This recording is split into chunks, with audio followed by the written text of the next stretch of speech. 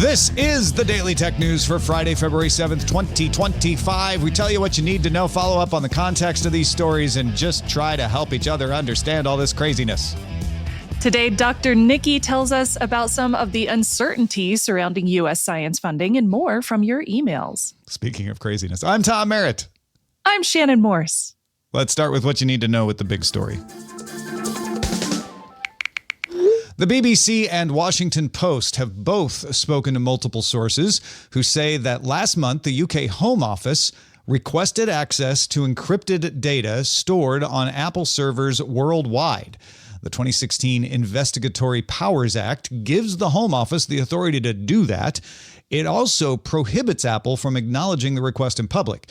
The notice allegedly applies, in this case, to all content stored using Apple's advanced data protection, which is end-to-end encrypted and under the control of the user, not Apple. Apple can't see it unless they weaken the encryption that they provide to users. The notice is reportedly set up for a capability so it can be used in case of a national security need. So they're not asking for any particular information right now. They're saying, we are ordering you to set up the capability in case we need it in the future. Not all users have advanced data protection turned on. Apple makes it opt-in since it cannot aid in data recovery if you lose your key. So they want you to know what you're getting into before you turn it off. Apple has said it would withdraw security services from the UK market rather than comply with any backdoor request like this. So, for example, it might just remove the option for end-to-end encryption altogether for UK users in this case. However, that might not help them. The Investigatory Powers Act can, and in this case, the request reportedly does, apply worldwide. So if you're a business operating in the UK, you have to comply with the act, and they can say, we want the capability to see any data anywhere in the world that you store a server. And the only way to get out of that, I guess, would be stop doing business altogether in the UK. So the alternative would be Apple providing a backdoor to all countries, not just the UK. Apple does have the right to appeal the request, and they might be doing this. We don't know where this is because the act prohibits them from talking about it. They can't say they got a request. They can't say what they're doing about the request. They can't talk about it in any way. You may be wondering about Google. Google told the Washington Post that, quote, Google cannot access Android end-to-end encrypted backup data even with a legal order, which implies it hasn't received one. But again, it couldn't say so if it had. Giving access to the UK is meant to only be used by the government, right? That's that the government's like, we just want this access. Don't give it to anybody else. Just give us a backdoor. We'll be responsible. We'll only use it in cases of national security. But the government cannot guarantee that once a backdoor is created, it would not be exploited by other malicious actors, including rival state governments with sophisticated attack capabilities. Apple famously resisted requests on those grounds in 2016 when the U.S. FBI wanted access to user encrypted data. And since that time, the U.S. and several other governments have shifted their stances to emphasize the need for encryption to improve security against foreign attacks. They're like, you know what? Maybe end-to-end encryption is a really good idea when we have all these advanced persistent threats out there. And in fact, in December, Australia, Canada, New Zealand, and the United States agreed on security best practices that recommended web traffic be, and we'll quote, end-to-end encrypted to the maximum extent possible. In other words, in the face of foreign actors trying to get into our stuff, we're recommending everybody, just to be safe, do end-to-end encryption on our things to the maximum extent possible. You may have noticed that I said Australia, Canada, New Zealand, the US. Those are 4 of the 5 I's. The 5th, the UK, did not join in this recommendation. Now, just a note here, in case you're wondering, The Verge published an updated article today on how to turn on Apple's advanced data protection, just in case you'd like to have that on. We'll link to that in our show notes. But Shannon, I mean, what is there to say? Oh, I'm so disappointed. I really hope that Apple I really hope that Apple sticks with their guns over here and they decide to keep up with the end-to-end encryption and resist any kind of government entities trying to get access to these. Because you are correct when you say, even though the government is saying like, yeah, we'll be responsible, we're going to take care of this content, there's always the possibility that if a backdoor exists, anybody could get access to that backdoor. And you never know how secure a government is actually going to be able to protect this data. Yeah, the problem is that, look at Salt Typhoon. Look at any of these advanced persistent threats where foreign actors are getting into systems. They are phishing people, they're spear phishing people, they are social engineering, they are finding ways. So it's not about whether you set up the back door securely. It's about, can you guarantee that these actors will not be able to get to it? And the only way to guarantee that is to not to have it. Exactly. And yeah, you can never guarantee that they won't be able to get access to it, especially with changes in technology in the future. And with how quickly technology is evolving right now, there's always a possibility that encryption could be broken. Now, I'm not saying that Apple's current end-to-end encryption could be broken, but in the future, that could be a potential possibility. So protecting that data at the utmost that you can is really crucial for consumers. Yeah, no, absolutely. I don't know what Apple can do. We won't be able to watch it because this is one of those pernicious acts that says, we're going to order you to do something and you can't tell anybody whether you're doing it or not. So I think Apple's options are to play a game of chicken with the UK and say, fine, we will remove ourselves from the UK market. That would be the canary in the coal mine, I guess, if Apple's just like, thinking. We can't tell you why, but guess what? No more iPhones in the UK. Because otherwise, if they're saying we want access worldwide, there's no other way for Apple to protect its worldwide users. Exactly. There used to be, and just a quick little comment, there used to be websites called canaries that different brands and companies would put on their domain. And if that canary website went down or if it disappeared, you would know that they got some kind of warrant or request for access to data. I don't know if companies still use those kind of canary websites or web pages anymore, but that used to be a really big thing in the cybersecurity industry. Yeah. There is there's not one that I can find easily, but if someone knows about one for Apple, let us know. feedback@dailytechnewsshow.com. All right. DTNS is made possible by you, the listener. Thank you so much to Jeffrey Zilks, Alo, Adam L., and Tony Glass. There's more than just breaking end-to-end encryption today. Let's get to the briefs. Amazon became the third of the big three cloud providers to report slower than expected growth in its cloud services. AWS revenue grew 19%, which was just shy of what analysts had thought it would do. CEO Andy Jassy blamed it on the inconsistent flow of chips from third-party partners. Now, it can't get chips fast enough to meet demand. Microsoft and Alphabet also posted slower growth numbers for cloud services, and Microsoft also complained of not being able to increase capacity fast enough. Amazon joined Alphabet, Meta, and Microsoft in announcing large capital spending in the coming year to add capacity for anticipated AI demand in cloud services. The Financial Times says the four companies combined will raise spending by 63% on the year. Amazon beat estimates in retail with 7% growth. So they got that going for them. That's good. Yeah. I'm very curious for somebody to do a good investigative piece on what is causing the chip slowdown. There's the NVIDIA 5090 shortage that everybody thinks has to do with like maybe they wanted to get out into the supply chain ahead of tariffs or something. But there's also this like we just can't get the chips fast enough. And up until now, I think everybody thought, oh, well, it's just because there's so much demand they can't make the chips fast enough. But when you have all four major cloud service providers in the world saying we can't get enough chips, it makes me think that there's something else contributing to the slowdown in chip manufacturing, and I don't know what that is. I'm curious. I do hope that we'll see more information about that now. Yeah, and if you have that information, again, feedback and daily tell us.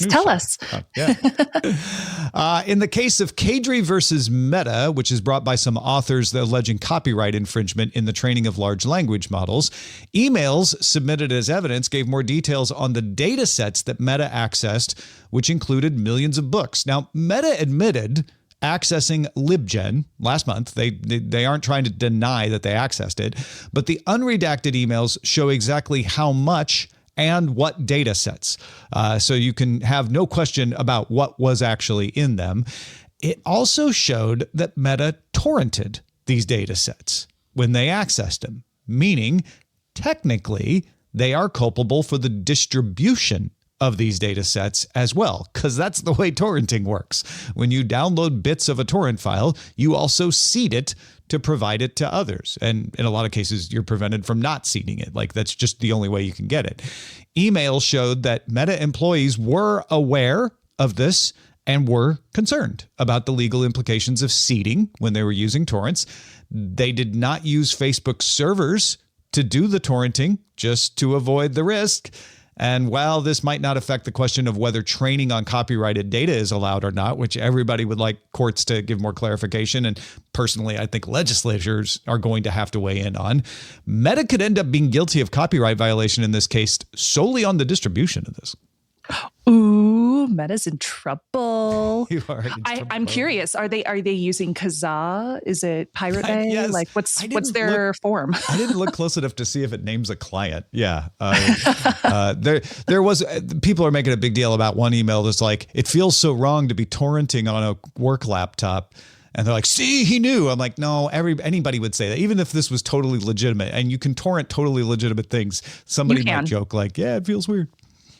Yeah, honestly, like when I was working with Hack5, we used to torrent the show back in the early days of the show to make it easily distributable to people who didn't have like fast connections. And it really helped with getting the word out about the show that I used to work on. So it's definitely a thing that you can use for legal uses. But in this case, it does not sound like it. Bloomberg's Mark Gurman says that Apple will announce new versions of its less expensive Apple iPhone SE models as soon as next week to go on sale at the end of February. Apple last updated the iPhone SE in 2022. So this is a long time coming. Yeah, everybody's been waiting for that, and everybody's waiting for the price point as well, because it'll be below $500, but, we're exactly below. In our ever-evolving attempt to sort what's tech from what's not in the U.S. Department of Government Efficiency's activities, not to mention what's actually true or not, which is also hard to say, here's what I can say today. Two sources tell Wired that a chatbot is being developed for the U.S. General Services Administration called GSAI. Get it? GSA is the agency, and then GSAI because it's chatbot. The aim of that might be to increase productivity. Just chatbots in general are thought to help people with writing and stuff, but also to analyze data. Wired sources also say the department has been given read-only access to systems at the U.S. Consumer Financial Protection Bureau. The CFPB was created in 2008 to investigate and reform financial institutions. That isn't particularly interesting from the tech side, but I figured I'd follow up on our discussion from Wednesday about what systems the department is getting access to. And there is a story that some U.S. attorneys general plan to file a lawsuit about all of this access, and we'll talk about it when and if that happens. Acer announced 2 new gaming laptops in the Helios Neo AI line at a Counter-Strike tournament in Poland. The Helios Neo 16 AI and 18 AI can come with up to an Intel Core Ultra 9275HX processor and an NVIDIA GeForce RTX 5070 Ti laptop GPU. They also both come with the fancy RGB keyboards. I love to see it. The Neo 16 AI has a 240 hertz refresh rate, which is great, and also a 1 millisecond response time. So it should be excellent for gaming. The Neo 18 AI also has a 250 hertz refresh rate and a 3 millisecond response time. Now, the Neo 16 comes in April. It's going to be $1,900 USD, and the 18 will come in May for $2,200 USD. Yeah, you won't get the 5070 or the Core Ultra 9275 at those prices, but that's where you'll start. I thought it was interesting that they're announcing this at a Counter-Strike tournament as well. That was cool. Yeah, that's pretty exciting. So it's going to be interesting to see, and those are pretty good prices for current gaming laptops too. They're very competitive. Yeah. I think the 16 is meant to be the mobile one, and the 18 is more of a desktop replacement. Thursday, mobile security company Now Secure reported that DeepSeek sends some of its data over unencrypted channels, including organization ID, user OS, and what language you're using, which makes it readable by anyone bothering to monitor traffic, and could be altered in transit if a sophisticated attacker really put their mind to it. Now Secure also determined that that data ends up on cloud services operated by ByteDance. And then, pointed out if they're getting user OS and language, they could do fingerprinting and then try to match it to users of their other services. They're not saying they are, but they could. You may recognize the name ByteDance. They own TikTok. Yeah, they're that ByteDance. Anyway, they own TikTok in the U.S. for now. Now Secure recommends organizations remove the DeepSeek app, and obviously anybody using it should be aware that you're not private when using it. Shannon, I was kind of already assuming I wasn't private when I was using it, but this just, it's interesting to get, evidence that in fact is the case. Yes, I was very aware when I downloaded the DeepSeek app that there is probably some information being transmitted there that's not encrypted. So I'm compliant with a little bit of that, but also be very aware if you are a consumer using it that this is something that is happening. I don't think this would affect the version where you can run it locally, though. I'm pretty sure this would just happen with the applications. So keep that in mind too. As expected, Oppo is leaking out a steady number of teases to its flagship Find N5 phone coming at the end of the month. In a post on X, Oppo's Pete Lau shows off how the crease is barely visible on the phone. He showed it next to a Samsung Galaxy Z Fold 6 for comparison. Oh, shots fired. It actually looked very nice. You can see the crease still, but it is hard to see. Is what I would say. So yeah, it does look good.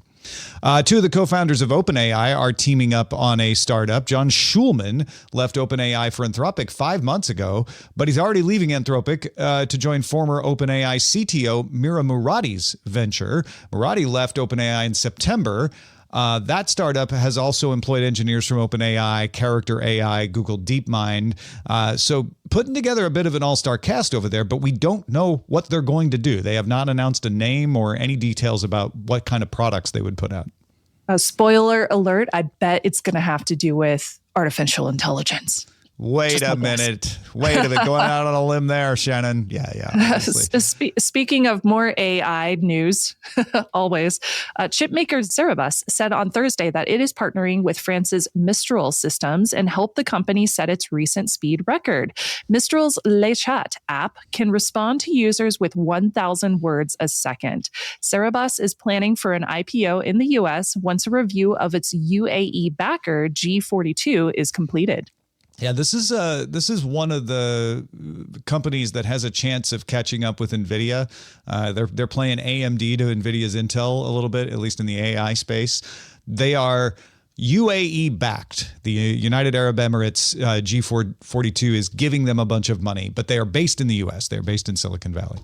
Those are the essentials for today. Let's dive a little deeper in the ongoing stories, follow up on some stuff. Now, there's a lot of uncertainty about science funding in the United States. Tom talked to Dr. Nikki about what federal science funding means. There's a lot of uncertainty about funding in the United States. On January 27th, the president issued a memo ordering a freeze on all federal grants the next day.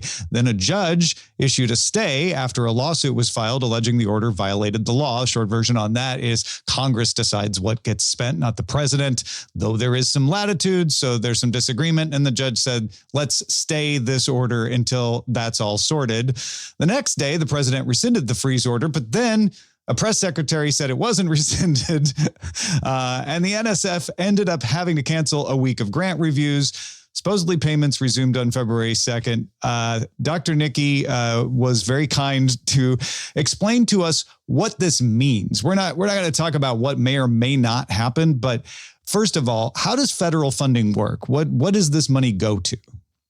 Yeah, I think it's helpful to kind of explain what this actually means. So we have two of the big federal funding agencies for science. And again, this affects a lot of other things that aren't science, but I don't know as much about that. So I'm going to stick to the science.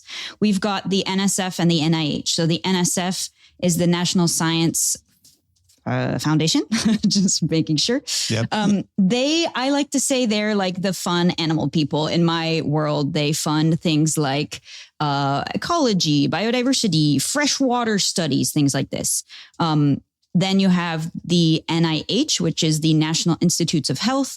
You can think about this as biomedical research generally, although it stretches quite far. So things from medical trials to drug tests to how does Alzheimer's disease work all gets funded under these big institutions. And this is where a lot of researchers get their main funding. So if I want to do a grant where I want to study what molecule causes Alzheimer's disease to get worse? Super broad, not a real thing.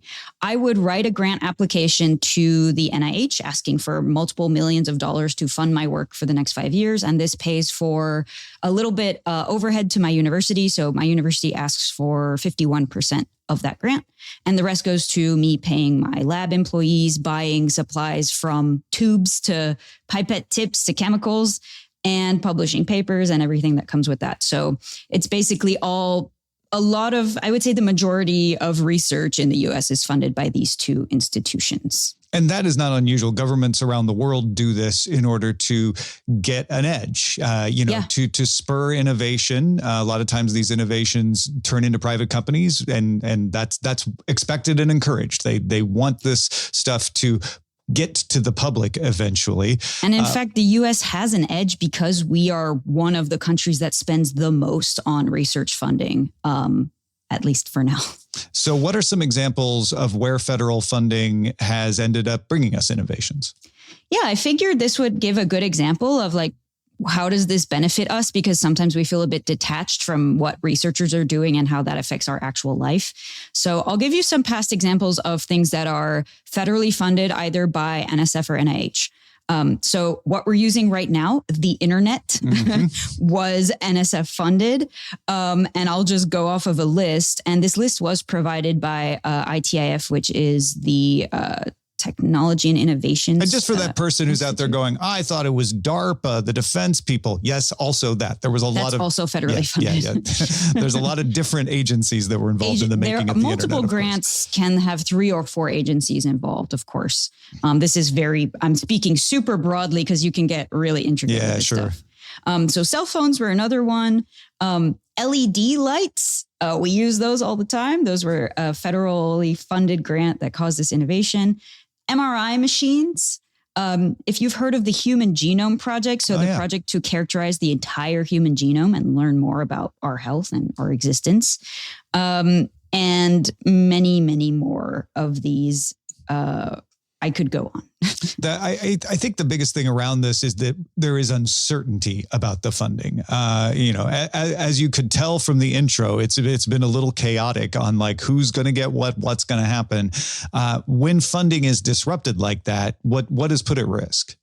Yeah, I'm not going to lie. It's been a stressful 14 or 15 days for scientists. I'm lucky or unlucky enough that I'm not federally funded yet. So all of my employees still have jobs.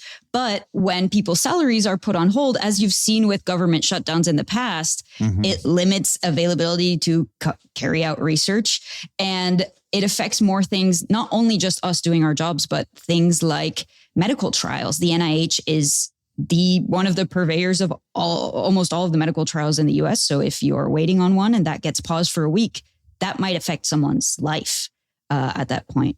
But other things that you may not think of are NSF funded, for example, earthquake measuring systems for the US.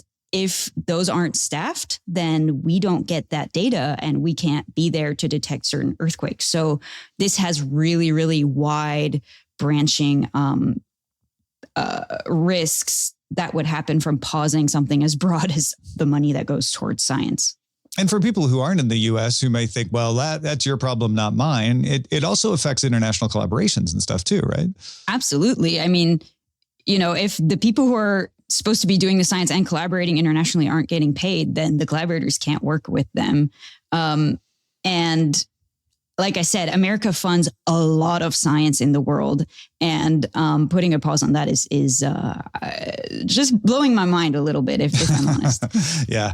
Well, Dr. Nikki, thank you so much for helping us kind of get a little better understanding of this. I doubt this will be the last time we talk about it. Yeah, we'll have some updates, I'm sure. Yeah, because there's just a lot that we were like, should we talk about that? Well, we don't actually know, like what's going to happen or what the details are on things. So we will revisit this. Appreciate you being on this for us.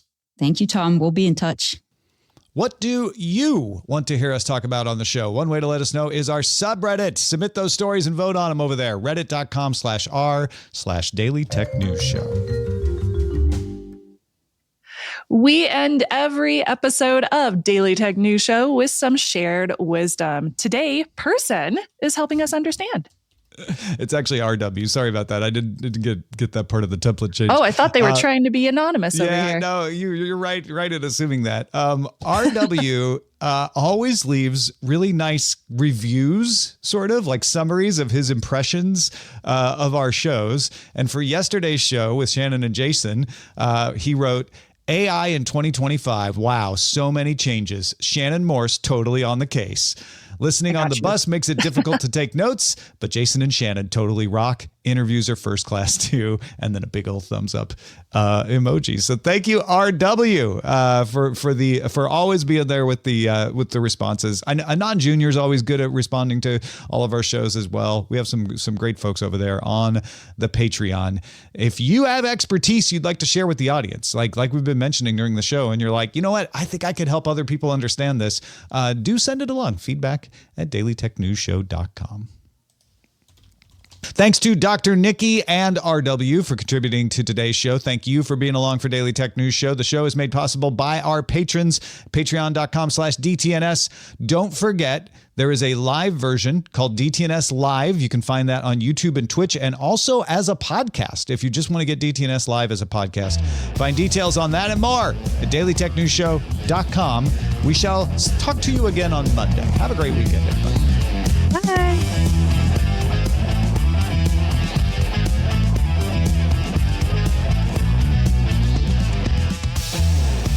This week's episodes of Daily Tech News Show Briefing were created by the following people. Host, producer, and writer Tom Merritt. Host, producer, and writer Jason Howell. Co-host Rob Dunwood. Co-host Jen Cutter. Co-host Shannon Morse. Producer Anthony Lemos. Producer Roger Chang. Editor Hammond Chamberlain. Editor Victor Bognot. Science correspondent Dr. Nikki Ackermans. Social media producer and moderator Zoe Detterding. Our mods: Beatmaster W. Scottus 1, BioCow, Captain Kipper, Steve Guadarrama, Paul Reese, Matthew J. Stevens, aka Gadget Virtuoso, and JD Galloway. Mod and video hosting by Dan Christensen. Music and art provided by Martin Bell, Dan Looters, and Len Peralta. Acast ad support from Tatiana Matias. Patreon support from Tom McNeil. Our guests this week included Gary Shapiro, Roger Chang, James McGuff, and Kenneth Coleman. And thanks to all the patrons who make the show possible.